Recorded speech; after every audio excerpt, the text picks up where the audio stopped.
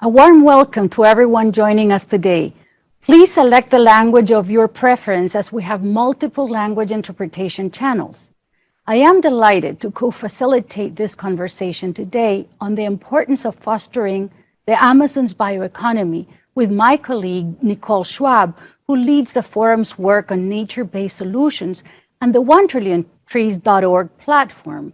We're joined today by a group of very special guests that we will introduce throughout the session. The Amazon has the potential to become the world's most important bioeconomy, delivering jobs and benefits for local communities and harnessing innovation while restoring and conserving ecosystems. It is home to more than 34 million people of very diverse backgrounds and holds 10% of the world's known biodiversity. It also accounts for 20% of the world's remaining forest areas.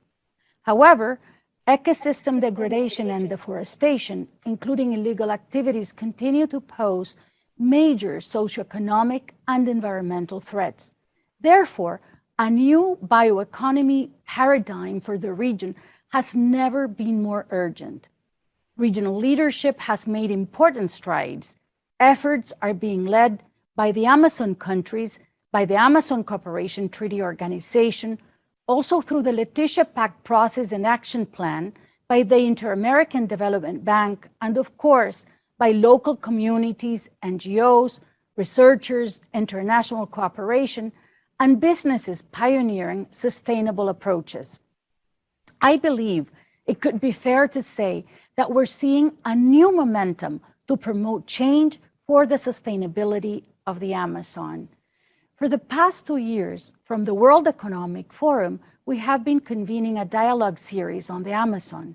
We have focused on raising awareness, explored paths to catalyze sustainable resources and finances, and reflected on the role of businesses in this context. Today, we're very excited to spotlight a critical aspect of this equation, the need to foster the Amazon's bioeconomy by promoting Ecopreneurship and innovation across the region. Transitioning to a healthy standing forest bioeconomy offers new opportunities to preserve and restore the Amazon rainforest while providing viable alternatives to its communities. Agroforestry solutions, for instance, can reestablish the forest ecological functions and expand the region's supply of timber and non-timber forest products such as cacao, acai, Brazil nut, and essential oils. Voluntary carbon markets are seeing skyrocketed demand of 280% over the past 12 months, and other sector services and innovations also represent great potential. This is why we're also pleased to share today the results of the Amazon Bioeconomy Challenge, which will be launched with our 1TrillionTrees.org and Uplink platforms, and in collaboration with key partners to support innovative bioeconomy projects that are locally anchored and help conserve and restore the Amazon ecosystem while delivering social and economic benefits for local communities. As we discussed today, these efforts to build multi-stakeholder partnerships for the Amazon's bioeconomy requires efforts and cooperation at many levels. To explore this and envision actions for the region to pave the way for an accelerated transition to a sustainable bioeconomy, we have a stellar group of guests. Quisiera comenzar invitando a la Secretaria General de la Organización del Tratado de Cooperación Amazónica, Alexandra Moreira. La organización dirigida por Alexandra es una organización intergubernamental. I would like to start inviting the Secretary General, the Amazon Cooperation Treaty Organization. It's formed by the 8 countries that have signed the Treaty of the Amazons in 1988. The ACTO gives a very ample promotion of the South cooperation in the Treaty of the Amazons cooperation with political, diplomatic, and technical efforts, creating synergy between a diversity of actors. Welcome, Alexander. Could you please share with us an update on the recent bilateral agreement that have signed all the countries of the area for the protection of the Amazon, the well-being of their inhabitants, and the promotion of the biodiversity. Yes, thank you very much, Marisol. It's a great pleasure to be here. Thank you again to the World Economic Forum to be here. I would like also to send my greeting to the Vice President of Brazil, Mr. Hamilton Mourão, and also to the other panelists. I would like to start very briefly with a light report of IPCC that confirms the very big vulnerability of our area. We are here a testimony. This is a testimony of what is happening in the area, the frequency, the floods in all the area, and the changes of climate. This IPCC report has a great importance for us for the protection of the area. When we are talking about really forests of the Amazons, really the climatic change of the different actors are causing ecological transformation, which are very complicated on a very large scale, that could generate also larger changes due to the change our humid or wet, forest to dry forest. Before this news and this large complexity that we have to face today, the 8 countries that are members of the ACTO have approved, after long negotiations, 2 very important programs. One, which is on the sustainable management of the forest.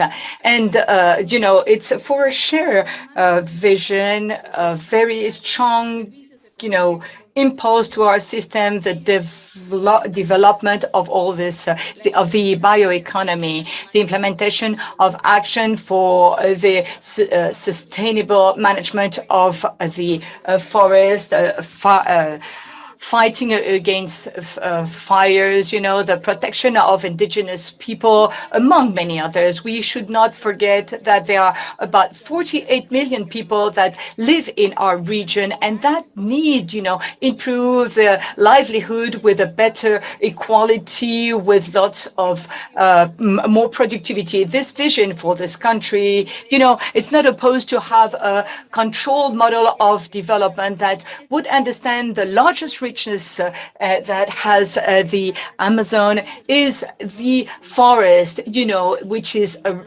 really that will enable them keep this system of that generates rains in this rainforest that we have in our region, thanks to the function of the forest and also, this heritage that we have in the area. For this, it's necessary to have new technologies, also the applied science, but also a large gathering of finance resources, public and private, that will foster biodiversity to have large possibilities in a sustainable ways and to add value to the small and medium companies' initiatives to help the cities and their people.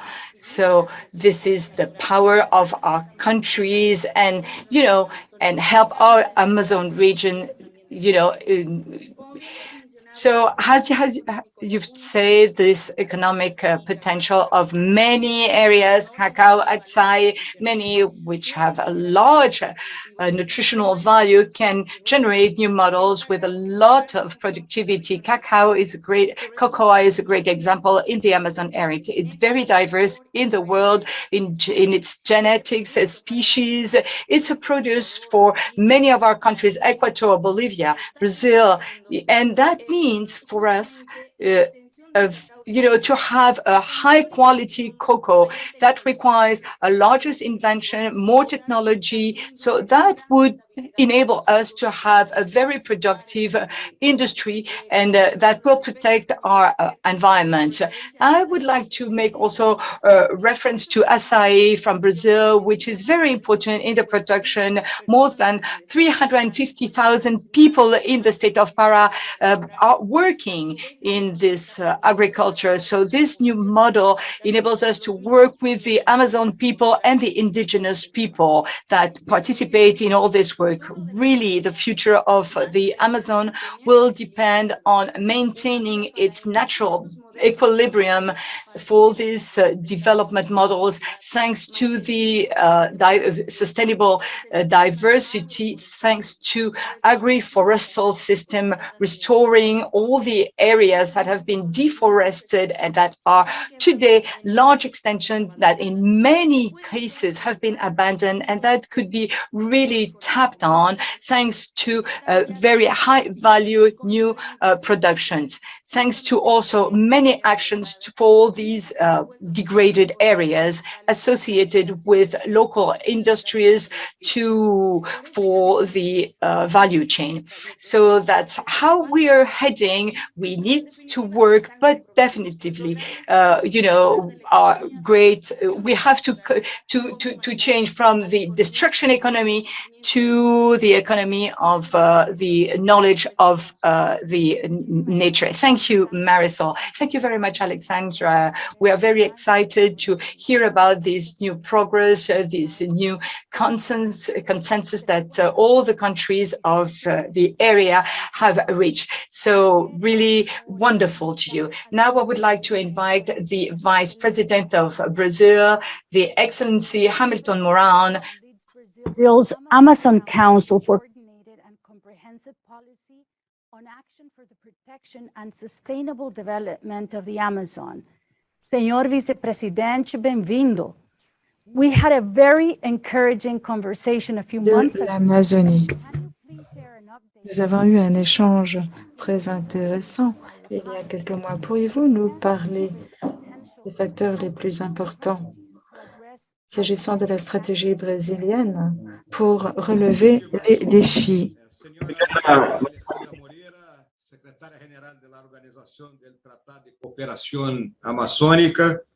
Ms. Nicole Schwab from the World Economic Forum, members of the panel, ladies and gentlemen.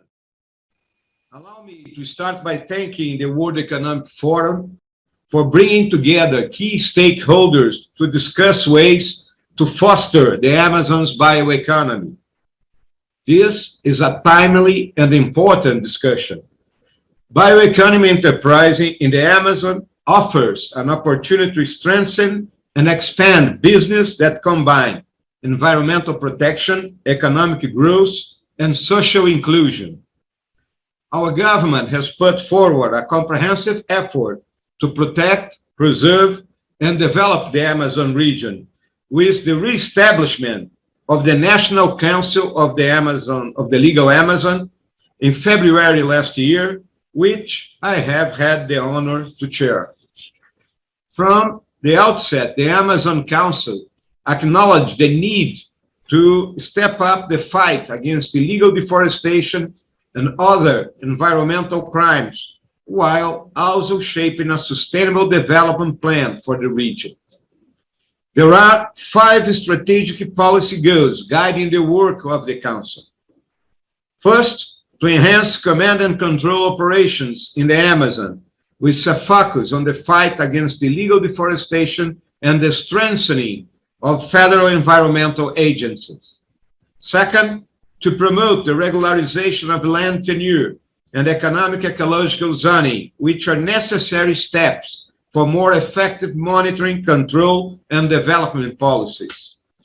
Third, to leverage public and private financial resource, including through the payment for environmental service. Fourth, to integrate information systems of different governmental agencies to ensure greater efficiency, transparency, accountability, and better governance. And fifth, to foster bioeconomy and innovation, allowing even the most remote areas of the Amazon to generate wealth and create jobs for its population. We believe the public sector's role is to strengthen the rule of law and to provide incentives, building and enabling a business-friendly environment for private actors to generate value, jobs, and creative solutions. In the past 2 years, Brazil has repeatedly employed the armed force in support of environmental agencies to fight illegal deforestation and related crimes. Fortunately, we have managed to reverse the acceleration of deforestation that started in 2012. Recent data from the DETER alert system indicate that deforestation rates fell by 32% in August this year, in comparison to numbers from August last year. Data from September this year also indicate a reduction of deforestation and forest fires when compared to the same months of last year. The government is strengthening our environmental agencies, improving monitoring systems, and accelerating land regularization. These measures contribute to the effective implementation of our environmental law framework, in particular our forest code, thus enabling bioeconomy to thrive in the region. Regrettably, efforts in favor of the sustainable development of the Brazilian Amazon have been hindered for many years because of a stalemate between those that see the forest as an obstacle to economic growth and those that believe the private sector is an enemy to the forest's integrity. We are no longer hostage to this false dichotomy. Bioeconomy efforts have been a priority in our agenda, taking into account the private sector as an indispensable partner for its implementation. That's what I had to say for now. Thank you, Mr. Vice President. Thank you very much for that update. In your opinion, how can public-private partnerships support these objectives in Brazil while ensuring that initiatives and value are clearly aligned with local sustainability objectives? Oh, Marcel, the partnership between public and private stakeholders has the potential to channel investments into bioeconomy efforts, contributing to the sustainable use of biodiversity and making a difference in the lives of thousands of people. We are aware that governments cannot replace the private sector's resourcefulness. Companies, investors, producers, and entrepreneurs must take the lead to promote a new cycle of green and inclusive growth in the Amazon. Public and private actors acknowledge the market potential for products and services arising from the sustainable use of forest resource. Existing value chains for food products, cosmetics, and pharmaceuticals, for instance, can be improved or expanded even in the short term. Degraded areas offer opportunity for new business models, combining the production of forest products with financial incentives for reforestation and ecosystem restoration. Brazil already counts with a network of research institutions dedicated to Amazon issues. It is important to stress that we, as government, have limited capacity to channel large sums to research and development, particularly in the post-pandemic scenario. In this context, it is crucial that private business invest on a knowledge-based bioeconomy and support innovative research activities in the Amazon. The alignment of financial incentives will accelerate the modernization and expansion of sustainable value chains in the Amazon. The Brazilian financial sector has taken major steps in this direction. The three largest private banks of Brazil have launched a joint initiative providing great impulse for the bioeconomy agenda in the Amazon. At the regional level, the Inter-American Development Bank has launched the Amazon Initiative last March with a bioeconomy fund to leverage private sector engagement in the Amazon. Brazil has supported this initiative from the beginning, and I hope that Mr. Juan Pablo Bonilla, who is with us today, will bring us some good news on that front.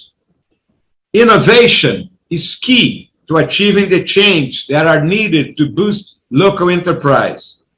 In this regard, I also look forward to hearing the initiatives selected by the Amazon Bioeconomy Challenge, launched by Uplink and WEF. It is critical to scale up innovative projects and to build bridges between local entrepreneurs and international investors. It is quite inspiring to learn about the results and the potential for promoting bioeconomy in the Amazon. 2 weeks ago, I traveled with a group of ambassadors, including among them my good friend Maria Alejandra from ACTO, to visit several projects and companies in the state of Pará, the most populated in the Brazilian Amazon. I'd like just to mention that the state of Pará is 3 times the size of Germany. They learned about initiatives dedicated to sustainable mining, renewable energies, public health, environmental conservation, and the great potential for bioeconomy investments. We visit a new cacao improvement factory in the municipality of Altamira, almost 400 kilometers from the capital, Belém. It is a private investment, the first of its kind in that region, and it follows the highest standards of quality, including ESG standards. The factory is adding value to local bioeconomy production, creating good-paying jobs and promoting reforestation in the municipalities with the highest rates of deforestation in the region. This example shows that governments have the main responsibility in the protection of the environment in our countries, but the sustainable development, particularly in the Amazon, will only succeed with greater engagement from the private sector. Thank you very much for your attention. Muito obrigado, senhor vice-presidente. Estoy segura que Juan Pablo... I am sure that Juan Pablo has got lots of great news. He is the manager. He's the climate change and sustainable development sector in the Inter-American Development Bank. Why investments are so important in this sector, and what are the aims, the clear objectives that we have to take into account, thinking of an entrepreneurship towards a new economy? Thank you very much, Marisol. I thank you very much to you and Nicole. Thank you to have invited the bank to be part of this effort, to this very important panel. Thank you. I would like to send my greetings to all the members of the panel that are here, and also to the President Moran, also special greetings. I would like to start from the initiative. The Vice President of Brazil has just said last month of March, during the Assembly of the BAC, we launched the initiative for sustainable development for the territories, with 4 pillars that are exactly what Maria Alexandra was talking about, thinking of a new model of development for the Amazon basin. The bank initiative, the 4 pillars on which we are going to work are: first, the economy, which gathers all of us, and the second pillar is all that part of development of sustainable agriculture and also cattle possible that we can do everything well also for the forest. It's very important also the human capital, all the investment that we have to do for health, education, jobs creation, and the fourth, which is very important, in sustainable infrastructure with the connectivity, which is going to be very important. Also sustainable cities, as what Alessandra was saying, acknowledging the importance of human capital in the Amazon basin. This, as we were saying, the directory of our bank approved $24,000 million for that, for financing the region and to make investment plans in the Amazon region. We're starting to do it, and we're working with the Ministry of Finance. Our members, our governors are part of these ministries. The fund of bioeconomy that the Vice President mentioned, that was an idea from the Brazilian government and supported by many countries around the Amazon. We have been progressing. We are going to present it during the meeting on the 4th of October. It's going to be extremely important to work with the Development Bank to, give them access to this question of economy. And the first point is working with Peru, with FIDE. We are working also with the Bank of Development in Brazil, Development Bank of Brazil, and this is extremely important. We are going to work with OTCA, with ACTO, and we had very important conversations on that point. We have to set all the frameworks, especially in the economy of the Amazon countries. That's very important. How to start working in the sustainable cities in the Amazon, and that's exactly answering the question you asked, talking about entrepreneurship. And this proposal, we have very important resources for entrepreneurship. We are going to work with BizLab, that is starting to work a lot with you, and I would like to thank them, on behalf of BizLab. This is the platform 1 trillion trees, which is extremely important too. We will have also very important resources to work with local economies and have an entrepreneurship so that local economies, as the Vice President of Brazil said, be our partners for everything we start. We are starting to have a small fund, a multi-donor fund to pay for forestry. We are rather advanced here. And to coordinate the whole, this whole set, talking about sustainability, the 2025 vision that we have for these 5 years to come are taking into account climate change, sustainability with the impact of the pandemic. And thanks to the leadership of the President of the Bank, this 2025 vision is becoming the central, really, it's pivotal for the region. And for that, we are we are starting to open a new unit in the bank, which is called the Amazon Coordination Unit, to be able to, progress on these 4 pillars I mentioned, and to, start all the financial mechanism. And we hope it will start working very, very quickly. It's all entrepreneurship, starting, this new vision. We see there is a great interest from the large funds, to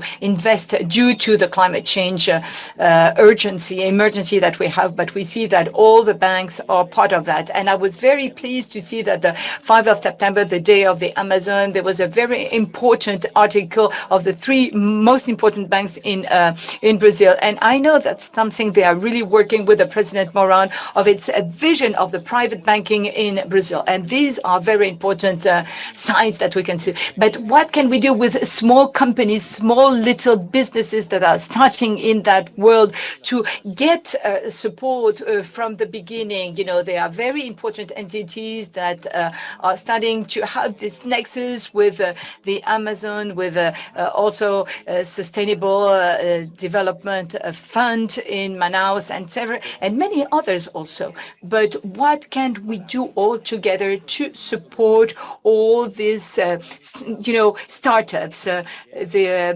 bank has started a fund which is called Regenerate to support these small startups. And the proposal that I mentioned about bioeconomy, we will have specific resources to be able to work on that issue. Thank you very much. Juan Pablo, sin Thank you, Juan Pablo. This contribution is really very important from really the Inter-American Development Bank, and that help us very much to really keep on working, looking for this sustainable development in this very important region.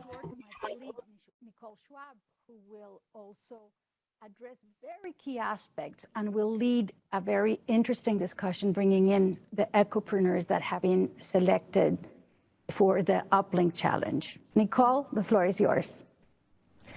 Thank you, Marisol. I'd like to turn the conversation now a little bit to the private sector and the role of the private sector and this new generation of entrepreneurs whom we call ecopreneurs. These are entrepreneurs who are putting restoration at the core of their business model.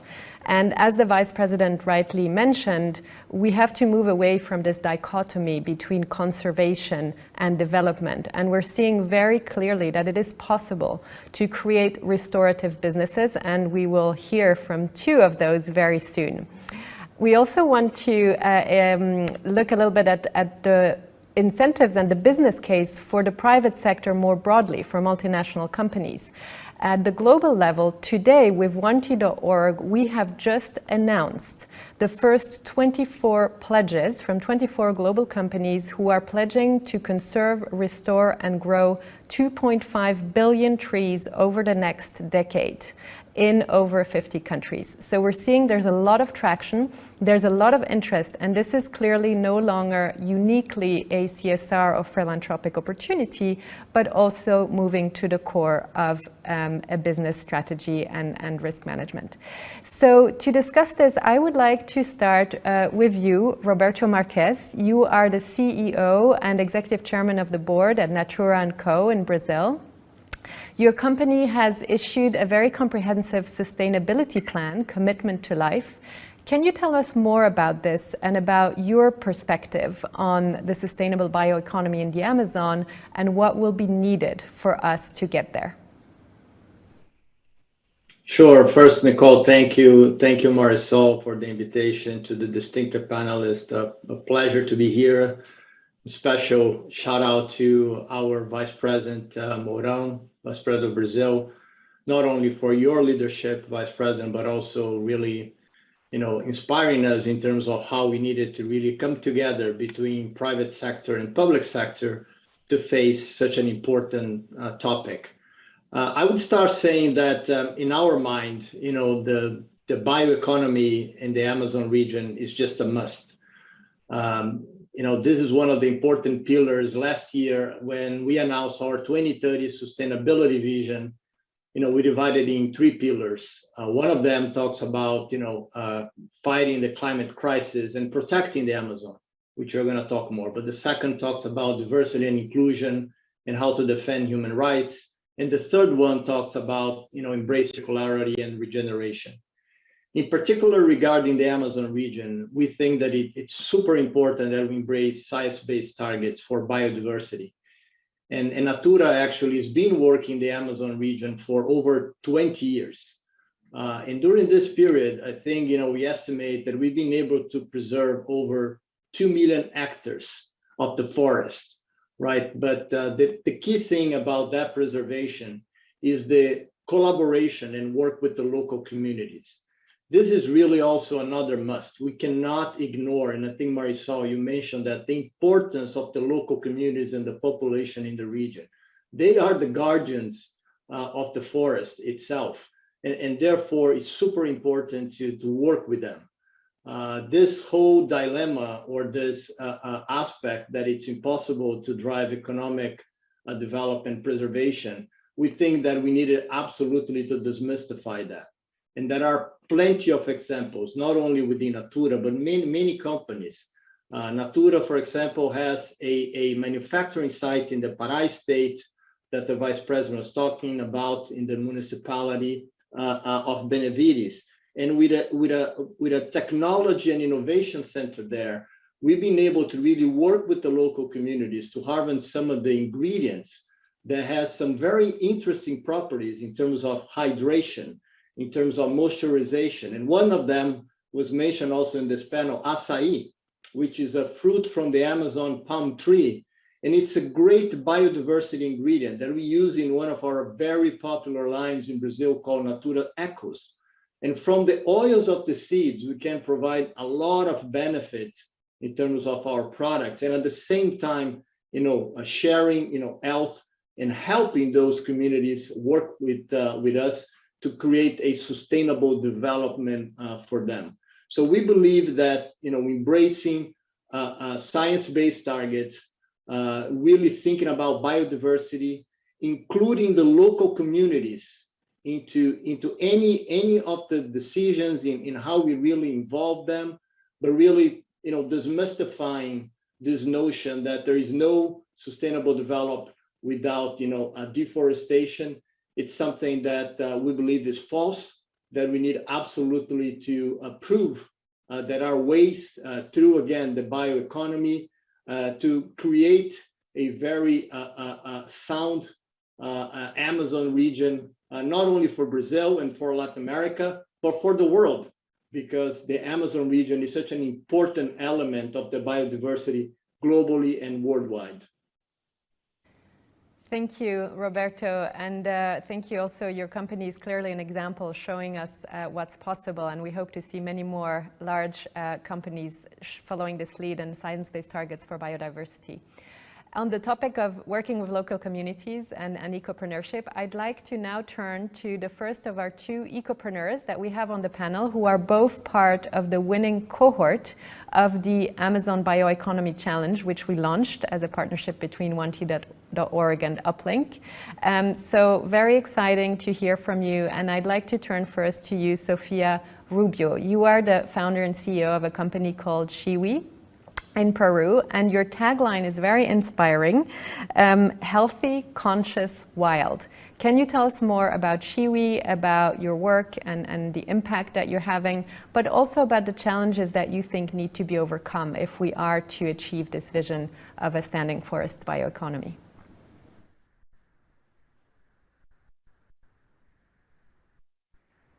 Buenas tardes a todos. Yes, good afternoon to all of you. Thank you very much for inviting us to this wonderful panel. As Nicole said, Shiwi is a company that sells very high quality products with a value added, which is very important in protected natural areas. And, we just created just like that to help to support economically the preservation and conservation, just like Roberto was saying. It's what's happening in these areas, and these are one of many examples. We work with Chestnuts. Chestnuts has several names around this world, and I would like they start to call them, the Amazon chestnut instead of giving it so many names. So we have working with Brazil, Bolivia, Peru. We are working under one single name, this Amazon chestnut. But for us, it's been very complex, to have this small, Amazon startup, because there is lots of education to do with consumers. We have to share lots of information, because to start, it's a nut which has a commercial value, but no one knows that it's wild with lots of ecological requirements. And therefore, I think, that it's a non-timber forest product. It's this what it says, that helps us to generate economical resources, that are based on the forest, on biodiversity. And I think with the different values than the economy with the largest distribution along the supply chain, with a lot of participation at the local level. We are harvesters. We participate in the added value of the commercialization of the products. We can have, small, large, or medium economies, but they can be very different.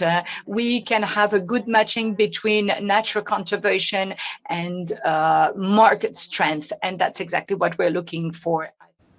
Thank you very much, Sofia. So turning now to Ricardo Calderon, you are the Executive Director of Agro Solidaria from Colombia. And I'd like to ask you the same question.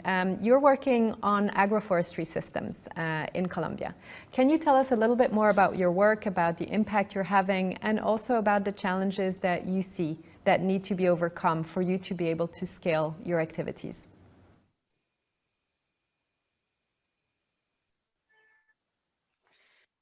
Hola, mi nombre es... Hello, so my name is Ricardo Andrés Calderón, and I'm really very happy to be with you and greet you in this meeting. And I would like to thank you for this very nice invitation. And Agro Solidario Florencia is an association of producers that, enhance the conservation of forests with non-timber products to transform them in high-value products. In our conservation forests, we've called them,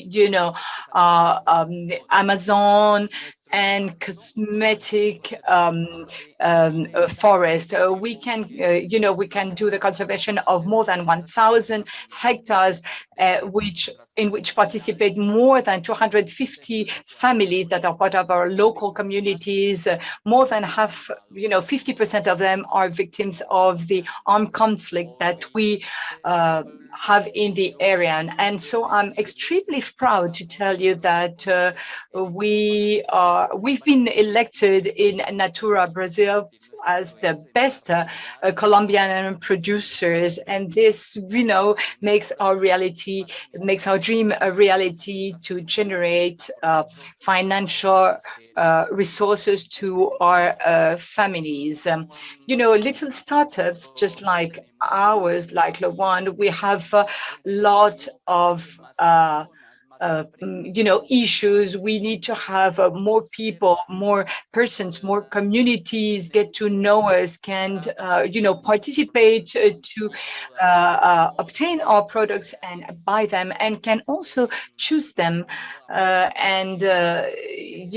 We need to have this development, to have a more agile system, to be more competitive. And that's the only way for us to ensure that our local communities could make a living and see in the forest conservation a viable. Thank you very much, Ricardo, and very inspiring to hear your work. And it's also great to see that we already have an example on this panel of a partnership and how such partnerships can really help to scale some of these efforts from the Ecopreneurs. I'd like to turn back to you, Juan Pablo, and we're very grateful for the excellent collaboration with IDB Lab on this challenge. And of course, you mentioned before how important it is to spur this movement of ecopreneurship. And we've just heard from Ricardo about some of the challenges of access to market, of being able to scale. There's also the financial issue that you mentioned before. From your perspective, how can we continue to support ecopreneurship and this movement in the Amazon and help build capacity, help encourage more young people also to pursue this trajectory? Thank you, Nicole. Primero de todo, felicitaciones a... Well, first of all, I would like to greet the two presenters, Sofia and Ricardo. I wish you well for everything you're doing. And listening to them, I can see the importance of this alliance and this work that we're doing together, because the first, these are, sort of value chains. It's beautiful that we're starting just the first of it. And it's the first eco company that we've done, and that's Roberto Natura that has helped the country. And Sofia, I think she's showing the importance of the chestnut for several countries in the Amazon basin as an export product. We're starting to BitLab or regenerate, for example. We are seeing, as I was saying, that was part of our proposal of climate fund. And I think that these funds, Nicole, will enable, thanks, based on that challenge that you're launching, we could give some examples like this to see what kind of support this lab could give on this, in closing this gap. So the effort I would ask you to do is to help them to close that gap, to connect them thanks to this lab and people like you, we can sort of link together. And also, Sofia, we're starting to launch an operation with COFIA in Peru that would be very important to put you in contact with all the team that is starting all these projects so that we could see that companies like yours, startup like yours could really be scaled. I think that what we are getting with the platform that you've launched is exactly, what we're doing, building up this ecopreneurship, with all these companies, see how we can support them so that the dreams that they were talking about will, Roberto, become really a reality. Thank you, Juan Pablo. Maybe just another very quick round of questions before we close. Roberto, I'd like to turn back to you. And I mean, you're working with Ricardo. I'm sure you're working with many more ecopreneurs. What, in your opinion, can the international business community do to really help scale ecopreneurship to the level that we need if we're really going to accelerate this transition towards the bioeconomy? Yeah, so thank you, Nicole. So again, first is, connecting with people like Ia and Ricardo is for me, is always inspiring to hear those stories of entrepreneurships and the opportunity that, that we have as society, as private sector, with the help from the financial community, from, of course, the public sector, so well represented here. So it gives me confidence and hope that we have the solutions. We just need to make those connections, right? And make sure that we really embrace them and then we connect with the right people, with the right entrepreneurs, as we heard the example from both Ricardo and Sofia. So listen, for us, we've been working with over 60 different communities in 17 countries, right? And touching and directly work with over 7,000 families.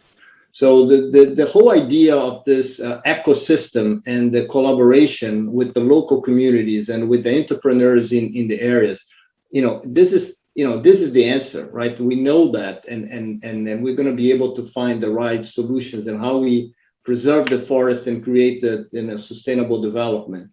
We talk about acai again. We partner on that specific one with a community called Cofruta, which was formed by 40 small-scale farming families, right? To really believing that it was possible to do something that can be, valuable, added value, and at the same time preserving the forest. So there's so many different examples. So I think the invitation, to answer your question, is for more companies to really get involved, to really understand, what the biodiversity, the richness of the Amazon region, and connected with those entrepreneurs that we heard the examples, and how we can really, work in partnership with them, listening to them, bringing them, as part of the table.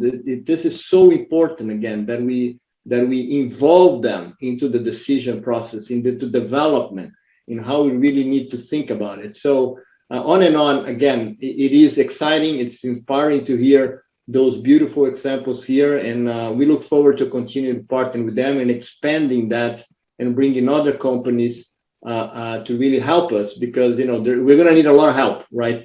We need really a lot of companies and a lot of support financially from private sector, government, to make sure that we can really get to the zero deforestation, that we can get to really preserve the forest and the richness of the biodiversity in the region.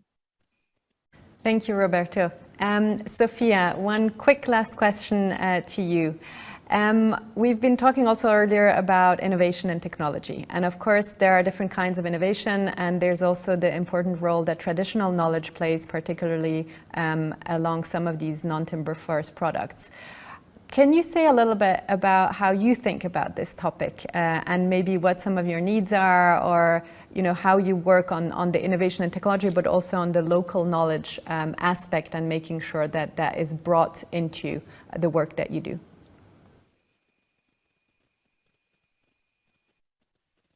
Me parece súper importante. I think it's super important. Technology really and especially the technology that we can see outside, like the blockchain, for example, to be able to have traceability, in the value chain is extremely important. There is a gap in capabilities, in connection and connectivity in the Amazon basin, which is, we have to acknowledge it. The Amazon basin is so large, so not all of it is completely connected, and there are very basic technology that is required, and really it is needed. For example, when harvesting the fruit, in the case of the chestnut, which is not, it's not a monoculture in small areas where you get lots of resources. No, it's not the case.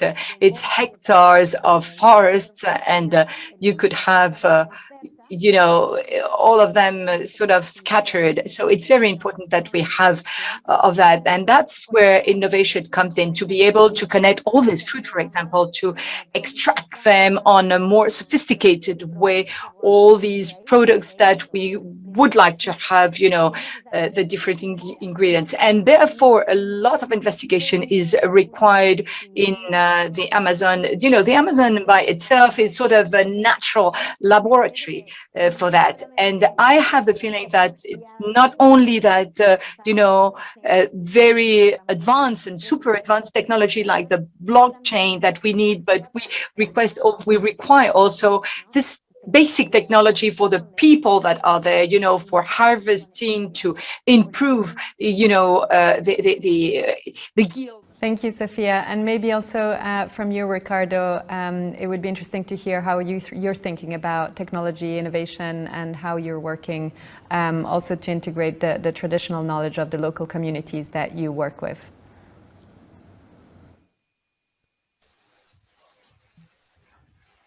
Es un reto. Es un reto trabajar. It's a challenge. It's a challenge, really, working in the Amazon and trying to have these chains that help us getting to specific markets that are, they are more demanding, and it's these challenges that require us to be in a permanent movement and sort of l'avant-garde of all these requirements. And that's where we are trying to ask help from the government, support to scale up these technologies, just like Sophia was saying, and to scale them up and give them to all the population in the local areas in the Amazon basin. And as I was saying at the beginning, so that all the rest of the world look towards us. Thank you, Ricardo. With those great words, we want more attention on the Amazon and especially on those great models that you represent and that you have shared with us. So with that, I would like to turn back to Marisol for the last part of the panel. Marisol. Thank you very much, Nicole. Nos entusiasma muchísimo escuchar ese. We are very excited to hear about, this commitment, companies like Sophia's and Roberta and other larger companies talking about these efforts to support the development of the Amazon basin. And we are also excited to see this enormous effort that all these ecopreneurs do in the Amazon, and they are a very important part of these large efforts. As we've acknowledged it, they are not only relevant for their local inhabitants and all the region, but they are also important for the rest of the world. So, we are very excited, thinking that we are keeping on working with you. And now I would like to ask Alexandra very briefly, that we are running against the clock. And Alexandra, how do you see, from your perspective, how could we support the ecopreneurship for the Amazon basin, please? Thank you very much, Marisol. Well, exactly. That's a great example. It's a space where all government, private banks, entrepreneurs, and different actors are converging. I think it's a great effort. and that we really have to improve it. We have to really strengthen it. And I think all the countries are showing at the level of their government full availability and openness for this kind of investment. They are collaborating on different fronts. And I think that science in our region has progressed a lot in this last 10 or 15 years. We have centers of investigation, scientific production in different countries, Brazil, Peru, Colombia, and that needs to be applied. And for that, we need resources and innovation. And I agree when Sophia and Ricardo says that definitely, they are promoting these examples. And thanks to them, we have several examples from all the different countries in the Amazon basin.